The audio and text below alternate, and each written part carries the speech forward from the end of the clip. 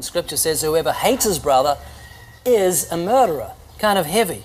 But you know, civil law is the same. If you conspire in your heart to assassinate the President of the United States, you're violating civil law. But civil law is actually limited. It can't see the thought life.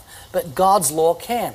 God requires truth in the inward parts. In fact, the Scriptures say, shall not he who formed the eye also see? If God has the genius to create a human eye, surely he can see.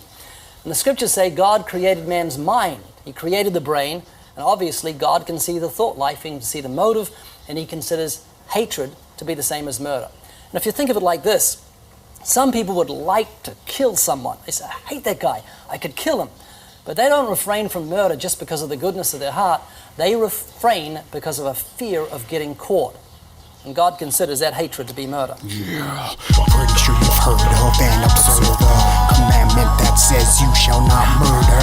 If you have and you got caught, then you're probably locked up in a cell block. Or you got away like the killer of John Bonet. But you'll be filleted on Judgment Day. You think you're okay, like I never broke this, but allow me to magnify God's holiness. He requires truth in the inward parts, and he will judge based upon the intents of the heart. Christ magnified the law. He said that you'd be in danger of judgment if you hate your brother without a cause. Here's the evidence. There's many who would kill but don't, because of the consequence of punishment. If you could have got away with it, her throat you would have slit it. You're so wicked, man, admit it. You may have never physically killed a man, but you initiated the plan like Charles Manson. The world is reprobate. Look at the homicide rate. It's a mistake if you think you're gonna escape. You may have hid the remains, but his judgment remains. He will never change. You will be tossed in the flames. So how many people have you hated? Maybe exes you've dated. You're guilty, and murder's what the case is. A good line of reasoning to use with a godless person is to tell them that during the 1990s in the US alone there were 200,000 murders.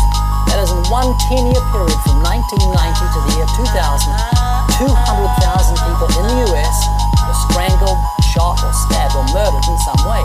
And yet FBI statistics tell us that only 100,000 were brought to justice. That means there are 100,000 people who got away with murder. They committed the perfect crime. Now think of this. What would you think of a judge who turned a blind eye to a murderer? He knew he was guilty, but didn't seek to bring him to justice. Well, that judge is therefore guilty of transgression himself. He's corrupt and should be brought to justice himself. So if God is going to turn a blind eye to 100,000 murderers, then God is unjust. So it makes sense that God should punish murderers, that he should appoint a day in which he judges the world in righteousness.